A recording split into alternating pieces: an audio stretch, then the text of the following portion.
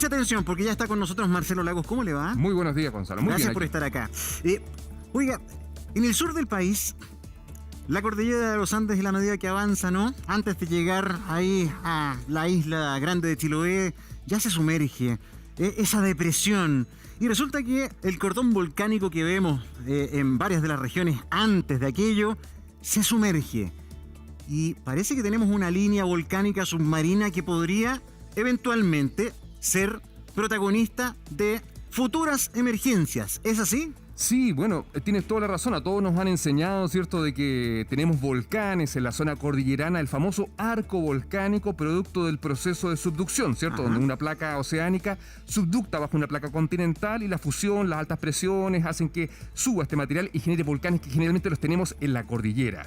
Sin embargo, al sur de Chiloé, donde está la península de Taitao, tenemos un punto muy particular que se conoce como la Triple Unión, que es donde se conectan tres placas tectónicas. La placa de Nazca, submarina, la placa antártica, y que ambas llegan hasta la placa sudamericana. El tema es que en la zona de contacto entre la placa de Nazca y la placa antártica, el contacto no es subducción, sino que el contacto es divergente. Se está expandiendo el fondo oceánico y en esa zona sencillamente aflora magma, digámoslo así. Y se forman grandes dorsales o cordilleras submarinas que una de sus particularidades es que tienen actividad volcánica. Imagínate toda esta cordillera submarina que está llegando al continente y que al llegar a la península de Taitao, al sur de Chiloé, al sur del archipiélago de Chonos, tiene que enterrarse, tiene que sumergirse bajo el continente sudamericano, y en ese proceso los volcanes están siendo devorados. Y esos volcanes, y particularmente la noticia que se está haciendo, el por qué vamos a hablar de esto, es porque ciertamente estos volcanes están cambiando la temperatura, ciertamente en esta zona, y es lo interesante de todo lo que está pasando hoy día. ¿Cuál es la importancia de este proceso, esta alza de temperatura en el océano por la emergencia, ¿verdad?, de estos volcanes submarinos? Lo vemos en la nota y Marcelo Lagos nos explica bien de qué se trata esta situación. Mira. Y creo que las autoridades rápidamente tienen que tomar carta en el asunto. Preocuparse los científicos de venir a visitar más esta zona para hacer respectivas investigaciones. Están en el fondo del mar y según expertos podrían ser más de 3.000 en todo el mundo. Hablamos de los volcanes submarinos, cuya actividad magmática está en constante lucha contra las fuerzas del océano. El mar, el agua hace mucha presión, no permite que salga, que haga una explosión volcánica. Sí sale lava y se forman lo que se llaman los pirolava, que son lava en textura de almohadilla. Macizos que generan alerta y que también fueron descubiertos al sur de nuestro país.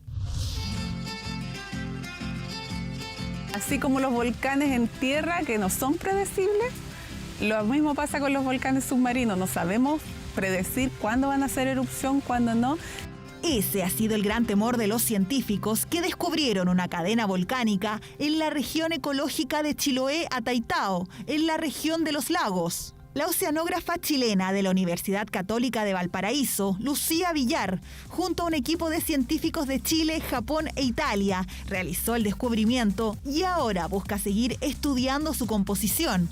El hallazgo fue recientemente publicado por la prestigiosa revista Scientific Reports.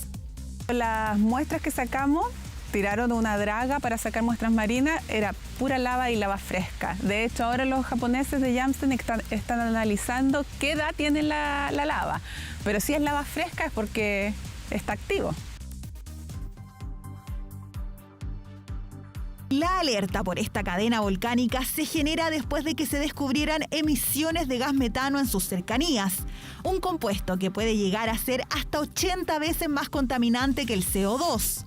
Estos macizos submarinos se ubican entre tres placas tectónicas, Nazca, Antártica y Sudamericana, por lo que un simple temblor podría causar estragos sin precedentes. Si se desestabilizan los hidratos, o hay un terremoto, por ejemplo, y hay este deslizamiento, puede provocar un tsunami en la costa de la región, de la ecorregión chilota. Es lo que nadie sabe, es qué pasa, por ejemplo, si escapa masivamente este gas metano. Para los residentes de la zona, la peligrosidad de esta cadena volcánica se ha transformado en un temor cada vez más latente. Y puede haber otros volcanes activos dentro de la isla. Y claro, sería un peligro para Chiloé. Creo que son datos súper importantes que se estudian y se investiguen. peligro, alerta y aún importantes interrogantes rodean a la cadena volcánica submarina del sur de nuestro país. Un elemento natural que los mismos expertos ven con mucha cautela. Oye, la importancia de apoyar la investigación científica nacional. Fíjate lo interesante del hallazgo de esta oceanógrafa y todo su equipo. O sea, descubrir la presencia de estos volcanes submarinos en esta zona frente, ¿verdad?, a la región Chilota y detectando magma, es decir, lava, Claro. reciente. Sí, no, el trabajo es sustantivo. Ahora hay que precisar, los volcanes ya se sabe que están allí.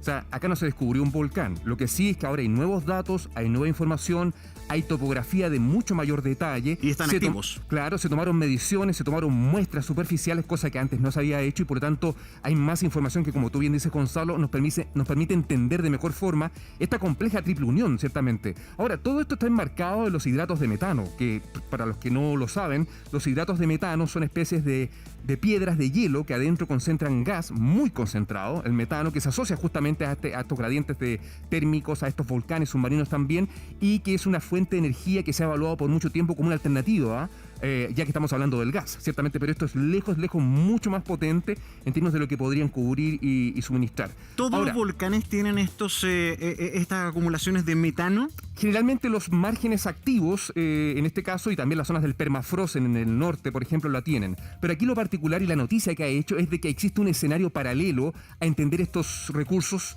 a entender este contacto de placas, sino que los hidratos de metano, como son gas, ciertamente, al ser perturbados por actividad volcánica submarina, por un posible terremoto que no sería extraño en las costas de Chile, podría ser que estos gases hagan que al generarse un tsunami sea más grande, se amplifique. Marcelo, perdón, no entiendo muy bien. A ver si me puedes reexplicar.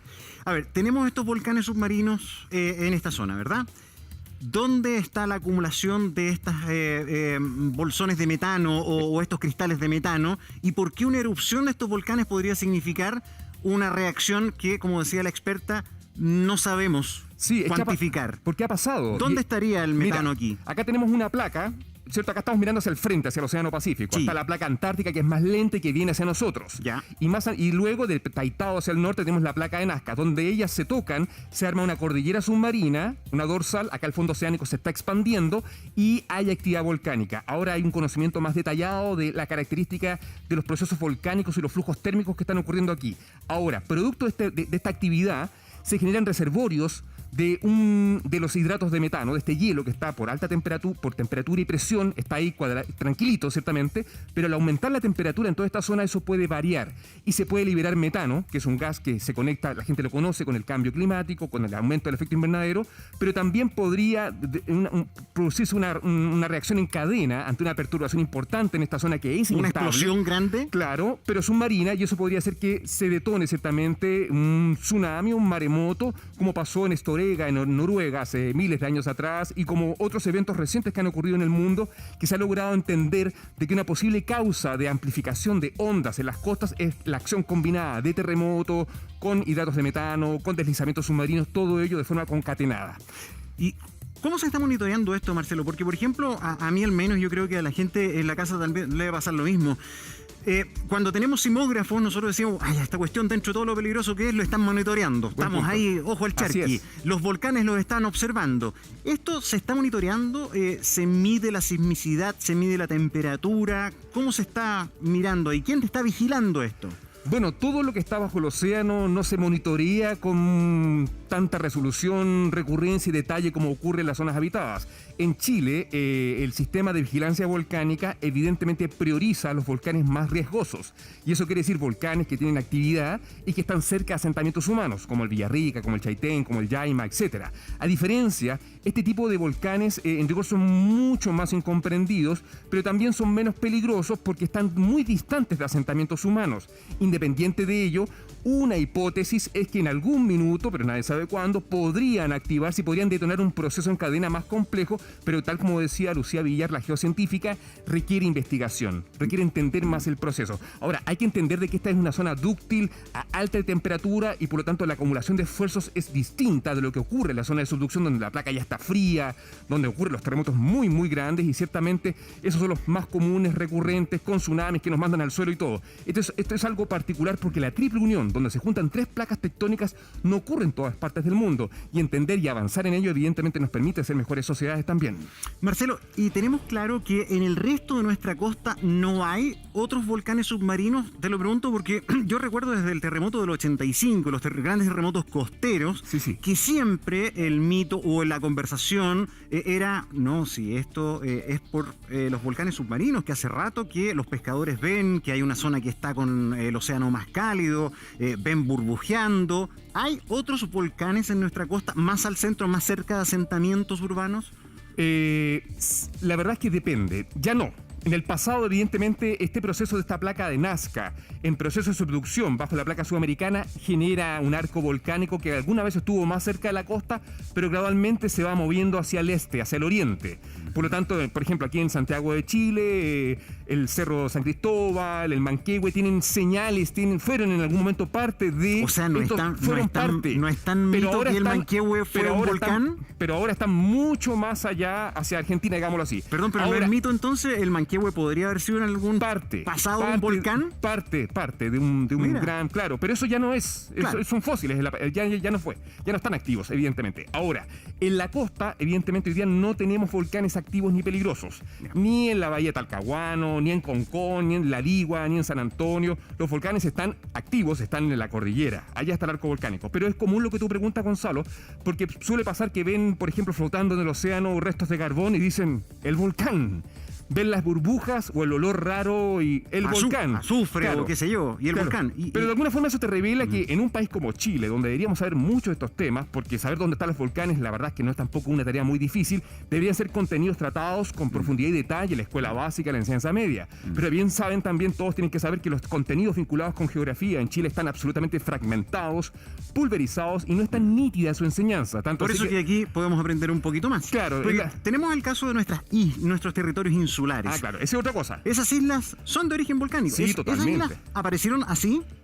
Era un volcán submarino que de pronto emerge, hace una erupción y comienza a aparecer, y ahí tenemos los volcanes, ¿verdad? De Rapa Nui. Claro, en parte sí, pero tienen otra componente que se conocen como puntos calientes, o en inglés también le llaman hotspot, que son zonas de debilidad en la corteza oceánica donde aflora el magma, ciertamente llega y da origen a estos cordones, a estas islas particularmente puntuales, donde permanentemente se va moviendo la placa y el volcán aparece lentamente, y como la placa se sigue moviendo, madura, envejece y se hunde y queda como una montaña, un monte submarino.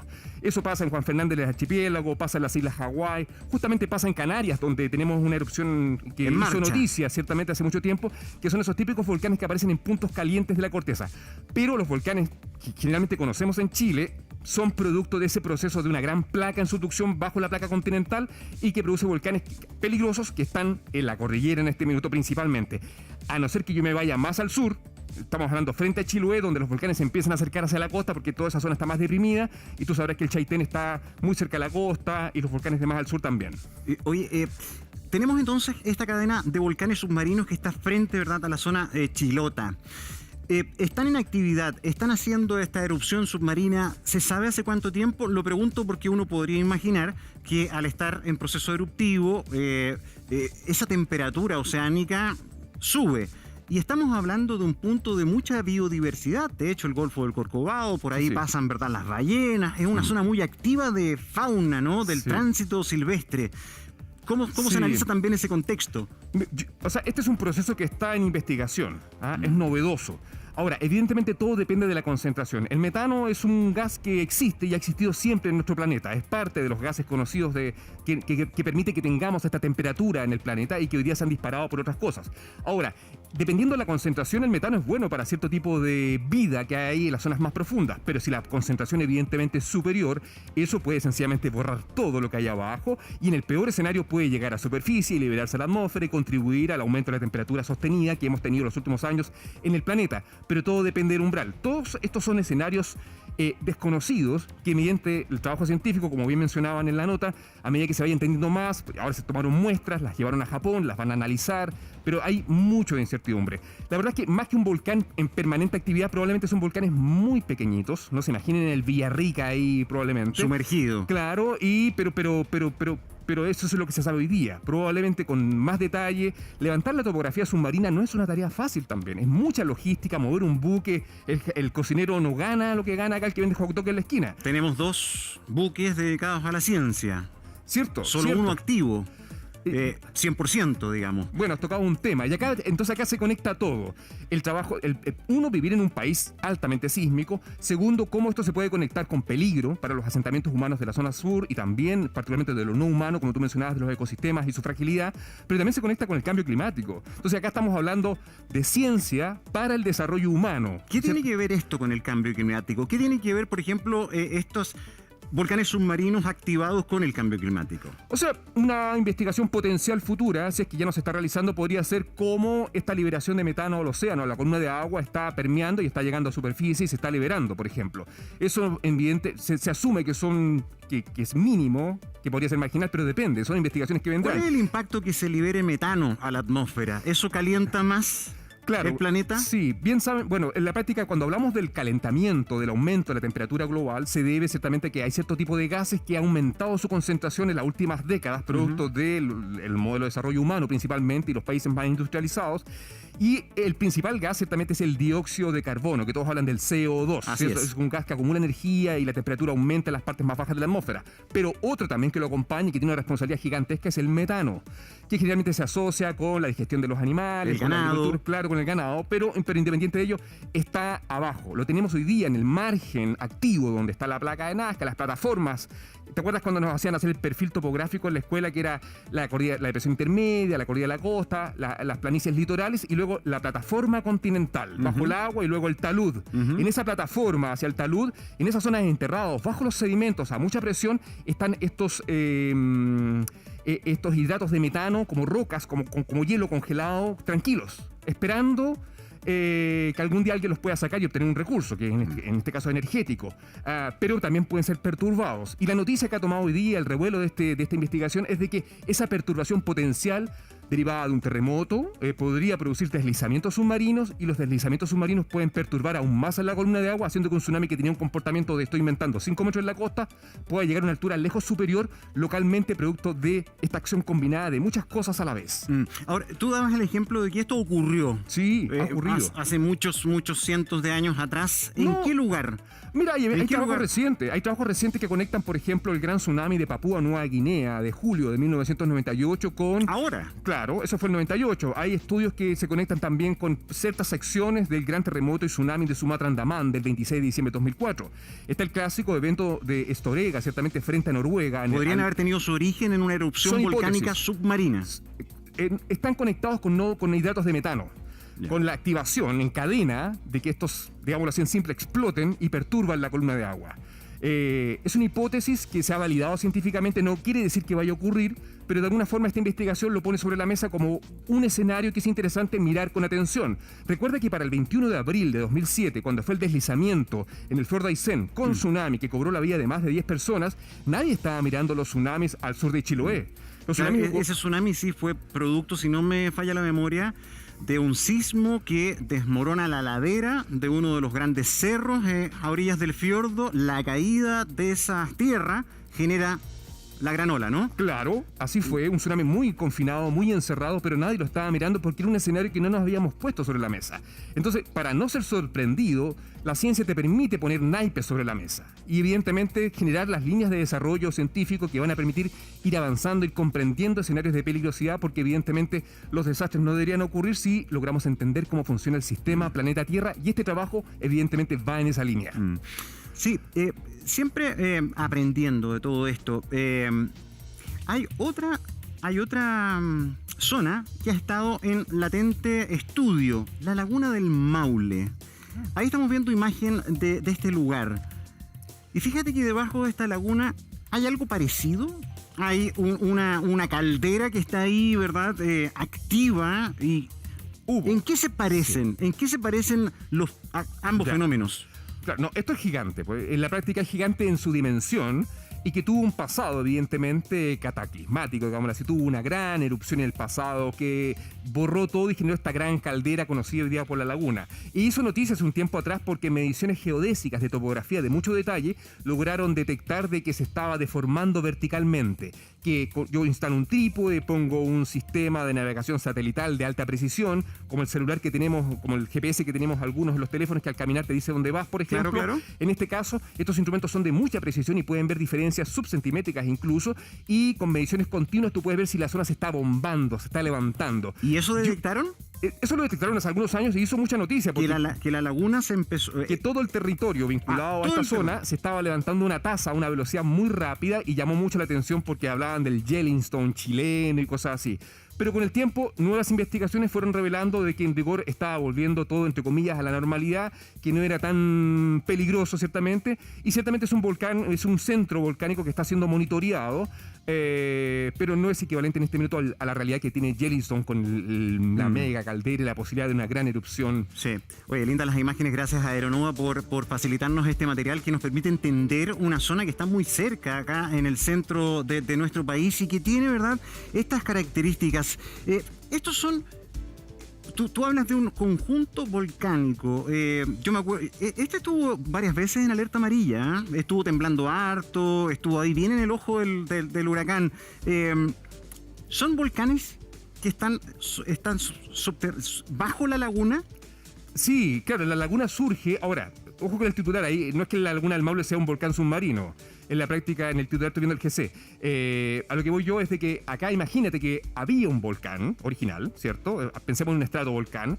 Hubo una erupción colosal, tan grande que rompió el cono y lo abrió como, imagínate, no sé, una muela con una carie gigantesca y sacan todo. ¿Y la laguna sería el cráter? Claro, y quedó solamente la corona. La corona quedó de este diente, esta muela gigante, pensemos. Y claro, la laguna se forma al interior.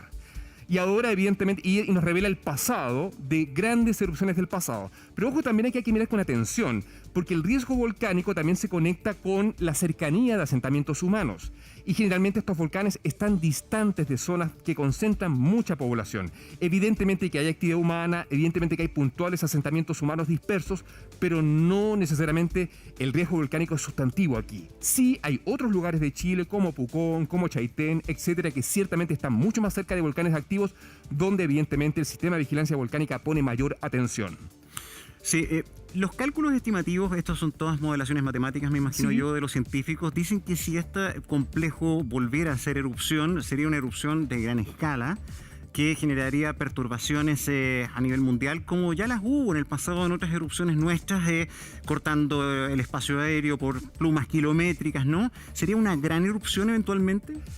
Claro, las erupciones colosales, megacolosales, las grandes erupciones evidentemente perturban toda la columna ciertamente de la baja atmósfera, inyectan su material en las partes altas y se propagan y pueden dar la vuelta al mundo sin ningún problema. Es más, aquí en la zona metropolitana, en las erupciones pasadas de nuestros volcanes, cubrieron de cenizas toda la zona, todo Santiago. Quienes hayan ido al aeropuerto saben que está la Ignimbrita Pudahuel, que se llama que cuando los caminos cortan hacia el aeropuerto uno ve como los cortas de una piedra rosada, un depósito claro, cualquiera que vaya saliendo de Santiago hacia ¿Y esos vestigios esos son, claro, de lava?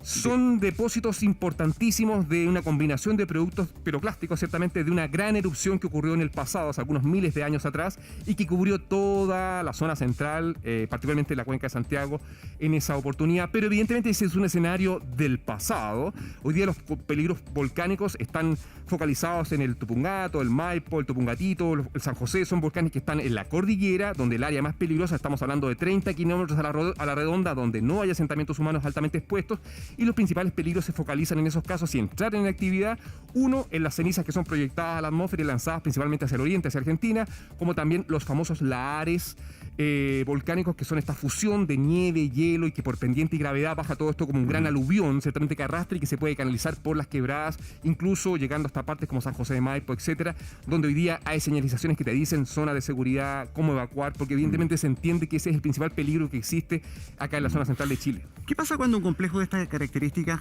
antes de ir afuera del país, volviendo a la laguna del Maule, qué pasa cuando está con un lago instalado, una laguna instalada. Una potencial emergencia de una erupción cuando hay acumulación de agua de este nivel. Ahí se transforma en un problema. O sea, tiene una. Claro, el mayor, agua. porque... Depende. El agua generalmente, bueno, tampoco es un lago muy profundo. Uno, y segundo, que generalmente el agua hace reaccionar. O sea, cuando hay mucha agua en una erupción volcánica, hay erupciones que el agua es un elemento que hace que pueda ser un poco más explosiva. Al revés, sí, potencia una erupción. Claro, generalmente. ¿Y por qué? Porque hay más reacciones, hay gases, se evapora, aumentan las temperaturas, todo eso combinado con el proceso que está emergiendo hace que pueda ser un poco más compleja la erupción. Pero mira, la Laguna del Maule evidentemente es un hito desde el punto de vista volcánico porque es un objeto tectónico que hay que mirar con atención por la dimensión que tiene, pero no necesariamente con el conocimiento que se tiene hoy día es el más peligroso en este país. El más peligroso por razones de asentamiento es el Villarrica. Claro, en ese caso el más riesgoso. Pero ¿cuál es el volcán que es el más caldera, el más activo? ¿Es el Villarrica también? También, es el que tiene el conocimiento, las erupciones históricas más recurrentes. O sea, el Villarrica es por todos lados el volcán que siempre va a generar más preocupación. ¿Y el volcán Chillán? Chillán, el Nevado de Chillán. ¿El Nevado del Chillán? Sí. Él tiene un pasado también, pero los asentamientos humanos que lo rodean son más dispersos, pero hay exposición. Y bien saben que hace mucho rato que ha tenido actividad volcánica por mucho tiempo seguido y eso ha permitido anticiparse, prepararse, hacer simulacros, definir zonas de seguridad intermedias, zonas de seguridad definitivas. Hay que aprender a convivir con los volcanes, porque los volcanes no entran en actividad todos los días. Si tú miras la estadística, en las últimas décadas en Chile no tenemos registros de víctimas por erupciones volcánicas. Afortunadamente. A diferencia, otros procesos sí. Solamente para ir terminando, comenzamos hablando de los volcanes submarinos frente a Chiloé, pero hemos estado observando a la distancia el proceso del Cumbre Vieja en las Canarias. Si ocurriera algo en Chiloé con estos volcanes submarinos, ¿sería parecido a las imágenes que nos llegan desde España? Buena pregunta. No, para nada. La erupción allá es de otro tipo. Estamos hablando de un punto caliente, es una erupción más efusiva, más líquida. No hay ninguna víctima en Cumbre Vieja. Las personas miran, sacan mucho fotografías, daño, sí. Se evacúan, la lava avanzando a una velocidad que permite evacuar. Es muy distinto. Generalmente las erupciones en Chile, dadas las características de nuestros volcanes, son más explosivas que efusivas. Es parecido a lo que ocurre en Hawái. La del Cumbre Vieja, que es una lava más cinematográfica, digámoslo así, que avanza más rápido, es más líquida, concentra menos gases y por eso permite evacuación, permite acompañar el proceso. ¿Y en Chile cómo sería? Generalmente son erupciones más viscosas, nuestra lava es más viscosa, es más lenta, por lo tanto su alcance es más confinado, pero el hecho de que sea más viscosa concentra más los gases y hace que sean más explosivas. Ya. Por eso son distintas las erupciones. Por eso que la erupción eventualmente en Chiloé podría ser explosiva, podría generar un tsunami. En el peor escenario, conectado con la nota inicial del artículo científico que detona esta conversación, una erupción volcánica submarina que nadie sabe si ha ocurrido, ocurrió o ocurrirá en el corto, mediano o largo plazo, podría generar deslizamientos submarinos, porque estamos en la zona del talud, zonas muy de alta pendiente que pueden sencillamente... y ese derrumbe es el que eventualmente podría hacer empujar el agua. Marcelo Lagos, como siempre, muchas gracias por enseñarnos respecto a las distintas amenazas también y nuestra naturaleza, lo que nos acompaña. Tenemos que observarlo para estar preparados. Gracias, Marcelo. Mari.